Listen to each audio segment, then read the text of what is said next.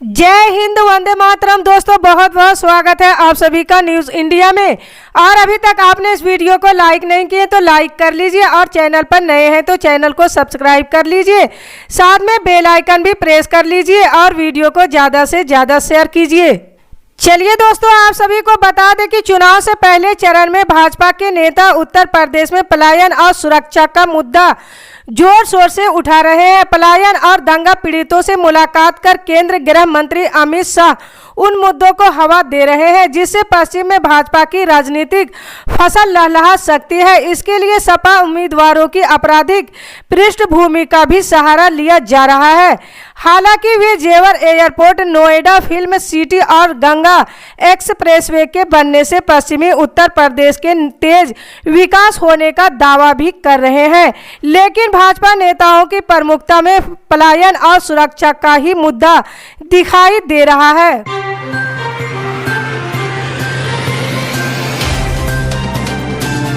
उत्तर प्रदेश के मुख्यमंत्री आदित्यनाथ ने कहा कि जो लोग कानून से खिलवाड़ करते थे उनको गिरफ्तार में लाने का जज्बा होना चाहिए, जो भाजपा सरकार ने करके दिखाया है। मुख्यमंत्री योगी ने शनिवार को बुलंदशहर में प्रभावी मतदाता संवाद कार्यक्रम में ये बात कही। उन्होंने विपक्षी पर तीखा हमला बोलते हुए कहा कि ये वही उत्तर प्रदेश है जहां पिछली सरकारों में दंगे होते थे और महीनों कर्फ्यू लगा रहता था, लेकिन 2017 के बाद उत्तर प्रदेश की स्थिति बदली हुई है।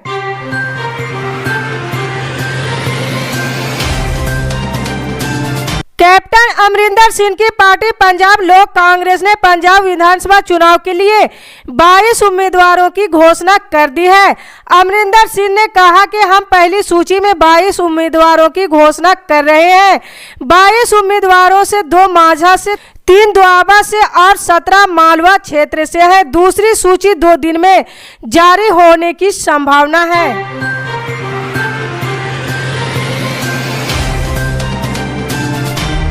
पंजाब कांग्रेस अध्यक्ष नवजोत सिंह सिद्धू के प्रधान रणनीति सलाहकार एवं भारतीय पुलिस सेवा के पूर्व अधिकारी मोहम्मद मुस्तफा के भड़काऊ बयान से कांग्रेस के सामने असहज करने वाली स्थिति पैदा हो गई है। मुस्तफा ने मालेर कोटला में एक राज्यसभा को संबोधित करते हुए कथित रूप से एक समुदाय के खिलाफ भड़काऊ बयान दिया था। इस बयान को लेकर मुस्तफा के खिलाफ प्राथमिकी दर्ज की गई है।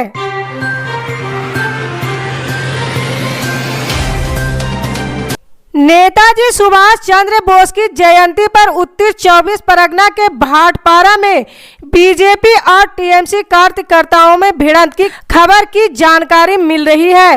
दरअसल अर्जुन सिंह जब भाटपारा में नेताजी की जयंती के अवसर पर उनकी प्रतिमा पर माल्यार्पण करने पहुंचे तो वहां कथित रूप से बीजेपी और टीएमसी समर्थकों के आमने सामने आ जाने से ऐसी घटना हुई है। उत्तर प्रदेश में टिकटों के बंटवारे के बाद अब बगावत के सुर भी मुखर होने लगे हैं। समाजवादी पार्टी ने मुरादाबाद में 2 विधायकों के टिकट काट दिए हैं। दोनों विधायकों ने बगावत का रास्ता अख्तियार कर लिया है। दोनों निर्दलीय चुनाव मैदान में उतर सकते हैं। उनका ये कदम इस चुनाव से सत्ता में वापसी की उम्मीद लगाए बैठी समाजवादी पार्टी के लिए मुश्किल हालात पैदा कर सकते हैं। वहीं सपा और रालोद के गठबंधन में भी सब कुछ ठीक नहीं चल रहा है।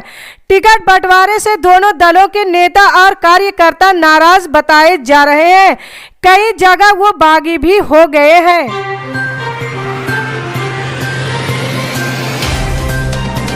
गणतंत्र दिवस पर यूपी सरकार ने बड़ा फैसला लिया है। सरकार अच्छे आचरण वाले उम्रदराज और गंभीर बीमारियों से पीड़ित 100 कैदियों को रिहा करेगी। 60 साल की उम्र पार कर चुके, 16 साल की सजा पूरी करने वाले और गंभीर बीमारी वाले इसके पात्र होंगे। शासन ने जेल मुख्यालय द्वारा भेजे गए पात्र कैदियों की फाइलें रखी। वहीं शासन अब अगली बैठक में चयनित पात्र कैदियों की सूची राज्यपाल को भेजेगा। कैदियों की रिहाई पर अंतिम फैसला राज्यपाल लेंगी। हालांकि प्रदेश में विधानसभा चुनाव को लेकर लागू आचार चुनाव संहिता के मद्देनजर शासन चुनाव आयोग से भी अनुमति लेने पर विचार कर रहा है।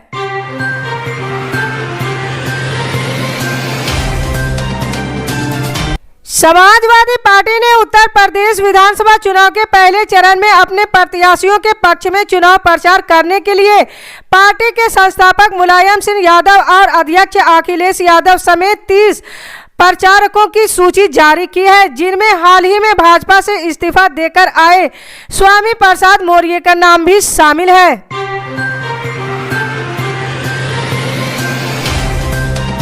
भारतीय जनता पार्टी के राजस्थान प्रदेश अध्यक्ष सतीश पूनिया ने आरोप लगाया कि कांग्रेस के कर्ज माफी के नाम पर राज्य के किसानों से वादा खिलाफी की है। राज्य में वाणिज्यिक बैंकों से लिया कर्ज नहीं चुका पाने वाले किसानों की जमीनें नीलाम किए जाने के नोटिस और कार्रवाई का जिक्र करते हुए पूनिया ने ये आरोप लगाया है।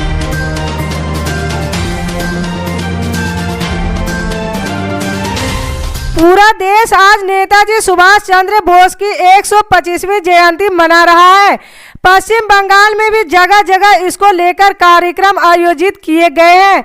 इस खास मौके पर एक कार्यक्रम के दौरान टीएमसी और बीजेपी समर्थकों के बीच हाथापाई हो गई है। इस दौरान दोनों पार्टियों के कार्यकर्ताओं के बीच जमकर धक्का मुक्की और लाठियां चलाई गई। पुलिस के बीच बचाव करने के बावजूद दोनों पार्टियों के कार्यकर्ता मानने को तैयार नहीं हो रहे थे।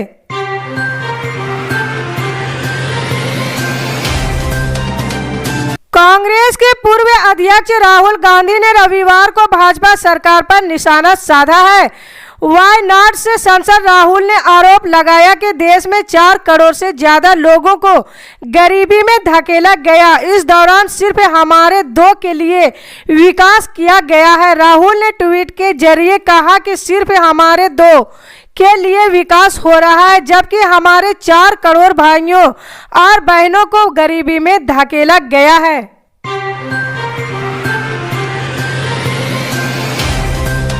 केंद्र सरकार ने इस साल बीटिंग रिट्रीट समारोह से महात्मा गांधी के पसंदीदा भजन अबाइड विद मी को हटाने का फैसला किया है। इस निर्णय पर वरिष्ठ कांग्रेस नेता पी चिदंबरम ने आपत्ति जताते हुए कहा कि सरकार के इस कदम ने लोगों की सोच और संवेदनशीलता को पीड़ा पहुंचाई है। चिदंबरम ने गोवा में मीडिया से बात करते हुए कहा कि abide with me Mahatma Gandhi का पसंदीदा भजन था। 1950 में एक गणतंत्र बनने के बाद से हमेशा बीटिंग रिट्रीट समारोह इसकी धुन पर पूरा होता आया है।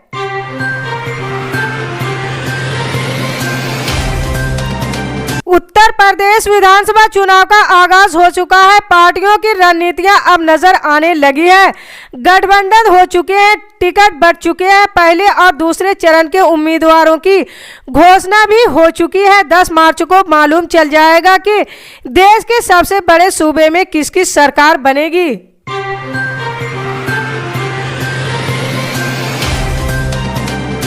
उत्तर प्रदेश में विधानसभा चुनाव 2022 अब कलाकारों के वर्चुअल जवाबी अंदाज को देखते हुए रोचक होता जा रहा है।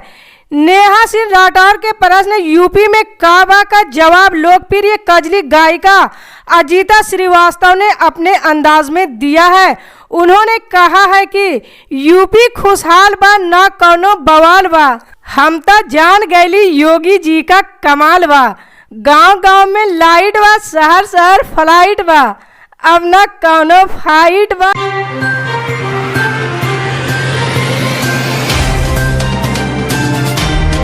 यूपी चुनाव में भाजपा और जदयू के बीच गठबंधन नहीं हो सका और उसके बाद दोनों पार्टियां अलग अलग चुनाव लड़ रही है। इसको विपक्ष के बड़े नेताओं ने अपने अपने नजरिए से देखा है। राजद के वरिष्ठ नेता और पूर्व एमएलसी प्रेम कुमार मनी ने कहा है कि जदयू ने यूपी चुनाव के मद्देनजर भाजपा पर जितना भी दबाव बना रखा है वो बिहार में 24 सीटों पर होने वाले विधानसभा परिषद चुनाव को लेकर है, ताकि वो ज्यादा सीटें एनडीए में ले सके। यूपी में उसका जनाधार भी नहीं है। उसको पता था कि भाजपा सीटें नहीं देगी, लेकिन उसने ये सब सिर्फ इसलिए किया ताकि एमएलसी चुनाव के सीटों के बंटवारे पर दबाव बनाया जा सके।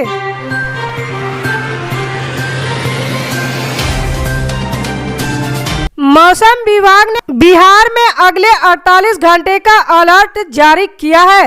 राज्य के कई इलाकों में गरज के साथ आकाशीय बिजली गिरने और बारिश का पूर्वानुमान जताया है।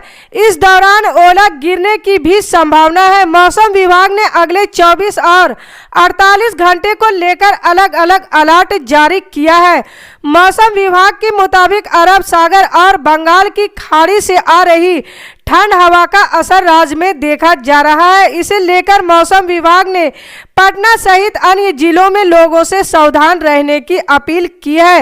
रविवार अहले सुबह से ही पटना, वैशाली, नालंदा, नवादा, गोपालगंज समेत कई जिलों में हल्की बारिश हुई है। इसी तरह की पल पल की खबर जानने के लिए जुड़े रहे हमारे न्यूज़ इंडिया के साथ। जय हिंद।